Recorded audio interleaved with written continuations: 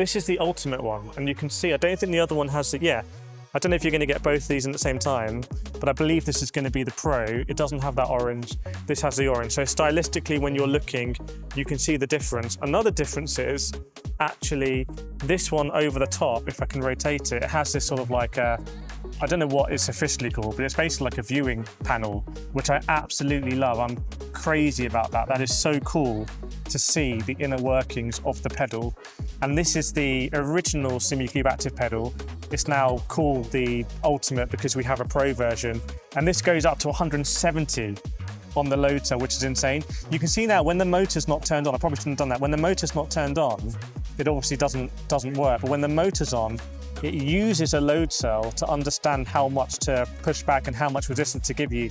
And when you go in the software and you see how much you can fine tune it, it really, really, really is insane.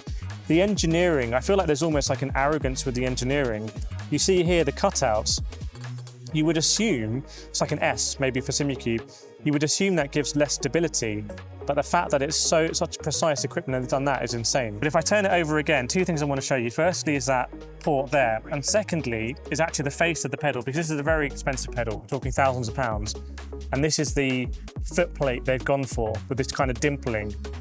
Now, given that I spent so much time researching this and bringing it to market at an expensive price point where you have real-world drivers who are buying this pedal, I really suspect they've done a lot of research into that, so that's interesting. I've seen other companies come out with dimpled pedal plates as well, when previously the meta has sort of been having a more sheen, a more flat one. I personally like the dimpled one. So these are the ActivePedals. I missed out another product here as well, which is the Link Hub.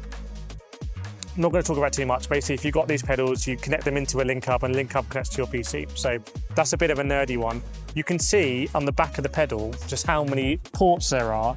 So you can basically daisy chain your pedals into one another, but it's not a simple pedal. Like I said earlier, definitely try and understand the generations when it comes to sim racing pedals.